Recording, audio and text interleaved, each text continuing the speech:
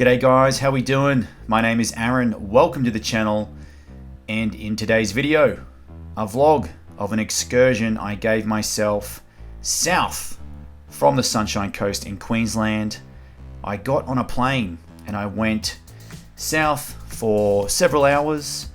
Here I am in Sydney, in front of the iconic Sydney Opera House and the Sydney Harbour Bridge, which you may recognise from photographs or posters or postcards. And there was no one there. I guess thanks to the pandemic, there's no tourists and people work from home now, so I was quite surprised at how there was no one really around. So I crawled around like a lizard, did some locomotion, and had a good time. Had the place to myself. It was a beautiful day, beautiful weather, so I just enjoyed it. Moved around. I love moving like this. Locomotion movement is one of my favorite things to do in the whole world, but that wasn't the point of the trip, so let's back it up, because I was really there to go to Wollongong, which is an hour and a half south of Sydney. I started out in Brisbane. This is the Brisbane domestic airport. Here we are at the airport. Look who I've got. Ready for Wollongong? Yes, my man, it's going to be good. Very excited. You. We flew Link Airways, an airline I'd never heard of. A small domestic flight from Brisbane direct to Wollongong. That's my friend Ollie, who I just met recently. A lovely English gentleman. He's a coach on the Sunshine Coast at a facility called Kaizen. They made us wear masks on the plane. We didn't want to, but they made a fuss about it, so we put it on to get on the plane, and then we took it off for most of the flight. An hour and a half, and then we arrived in Wollongong, which is in New South Wales, Australia. It's about an hour south of Sydney. There's Ollie chilling, looking very cool, out the front of the Wollongong airport, where we caught an Uber to our hotel in the heart of Wollongong. A really nice room. Ollie would later regret sharing this with me due to my snoring, but we had a beautiful view where we were here for the Ghetto Gains Movement workshop over 3 days. Wollongong happens to have some beautiful beaches. I was really impressed with the beaches in Wollongong, and our hotel was only a 10-minute walk from the gym, Ghetto Movement in Wollongong, which is all about movement training, handstands, and we flew in with some of the best coaches and trainers and teachers around the country to come and train here for a 3-day intensive workshop, learning hand balancing, gymnastic strength training, and so much more. Ghetto Movement is owned by Will Grant, who I've been in touch with online for many years but never met in person. He is an insane mover himself. One-arm chins, one-arm handstands, you name it, the guy has it all. He's a teacher at Ghetto, he owns Ghetto, and he was hosting the workshop this weekend. He invited and hosted over 30 movers and teachers from all around the country who flew in to take part in this very special workshop, which was being taught by a renowned hand balancer, Harry Williams, who is from Inspired Movement in Perth and is also an online coach who is really known for his hand balancing and other gymnastic strength training feats. Here he is showing off some of his one-arm work, which is just absolutely insane. This clip is from his gym over in Perth. However, seeing this sort of thing in person over the weekend just absolutely blew my mind, and this is why I flew down to Wollongong. On the first day, I did what I always do. I went down to the beach. I found a nice place on the grass in the sunshine to wake myself up, and I did 3 rounds of Wim Hof breathing and a little bit of meditation just to calm my central nervous system after the flight and to get in the zone for the day ahead. Arriving at Ghetto Movement, it was full of people I recognised from Instagram, YouTube and elsewhere. Some of Australia's best hand balancers, movers, coaches, teachers. The place was just absolutely buzzing with energy from extremely fit, talented, incredible, motivating, inspiring people, and we got straight into it with hand balancing. Handstands was a real feature of the weekend, making different shapes, learning different positions, how to activate our scapulars, hip positions, wrist warm-ups, how to take care of the head position, and so much more. Like I say, the room was just full of really talented people of varying abilities, but it wasn't uncommon to turn around and seeing somebody balancing on one arm, just like Jackson Lenan is here, who I did have the pleasure of training with in Brisbane previously, so I had seen this in person. And on the East Coast, we don't have too many high-level one-arm hand balances to learn from, and me myself, I hadn't actually seen anybody on one arm until last year for the first time, and seeing it in the flesh makes it all the more possible.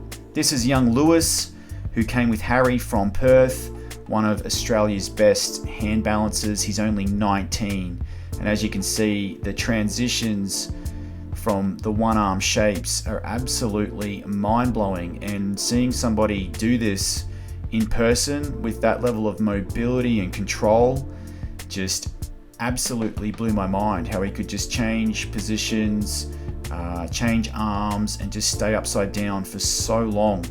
I'd never seen anything like it, and it really impressed me and motivated me to get more into my own hand balancing practice. What really stood out about everybody at the workshop was the complete lack of ego. Everybody helped each other. There was so much coaching from all the different teachers around the room. There was so much help on offer. Every time you attempted a set, a coach or a teacher would give you assistance, would give you cues on what to do and how to improve what you were doing. This is Rod Cooper out of the Movement Collective in Newcastle, demonstrating the press to handstand. He has excellent range, excellent mobility and control, a very high level teacher himself. One thing Harry, the teacher, made us do was all demonstrate our press to handstand to show the room how different all the shapes are, depending on your lever length, your biomechanics, your mobility, your strength, your flexibility, your balance, your experience, and everybody made different shapes. So it was really cool to see just how different everybody looks when they do their press to handstand. Mine looks a little planchy. I probably have some of the worst mobility out of everybody, but it was just amazing. There's me there, very planchy as you can see. It was just really cool to see how different everybody is, and there's no right or wrong. You have your own style, and it was just really cool to see the variety around the room. The press to handstand opens itself up to the Stalder press, which Jackson is demonstrating here. We did some work towards the Stalder for those who are up to it. I'm working towards the Stalder, but my mobility needs to improve quite a lot to get to this sort of level. Jackson's very confident with it and can do multiple reps, which is awesome to see.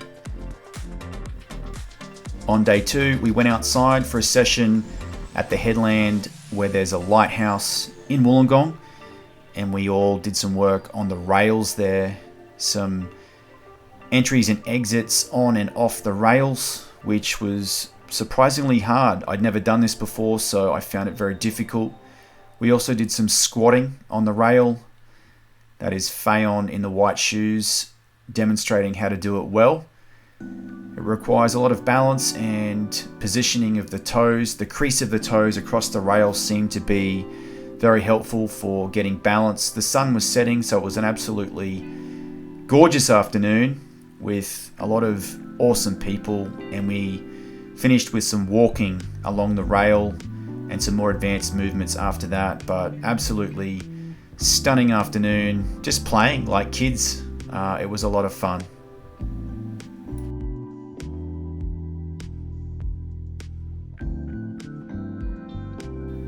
Back in the gym, we were doing more handstand shapes. This is Celine demonstrating her one arm, which was really impressive to see again. I don't think I'd been in a room with so many people that could do one arm handstands, so it was absolutely mind-blowing. Here's Jackson with a diamond-shaped one arm.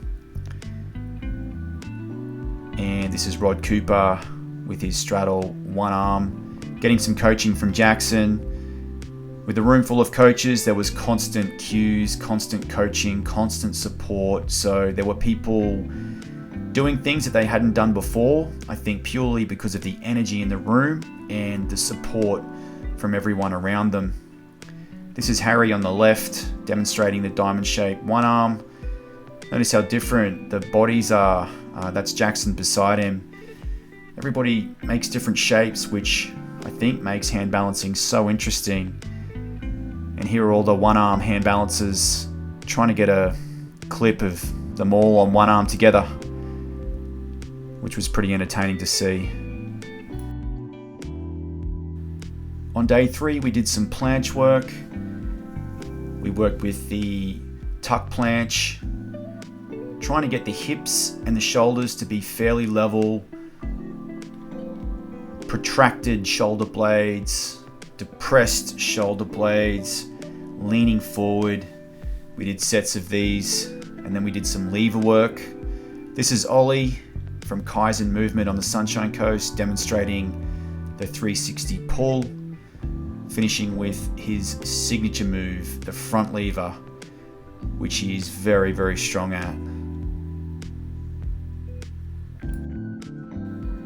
We did loads more in the workshop. We did levers, we did other gymnastic strength movements like one arm pulls, one arm chins, and it was just awesome to meet Harry. We have the same haircut and beard, so I was stoked to meet him. And after the workshop finished, we got a ride up to Sydney, about an hour and a half away, and this is Bondi Beach, which I found surprisingly empty.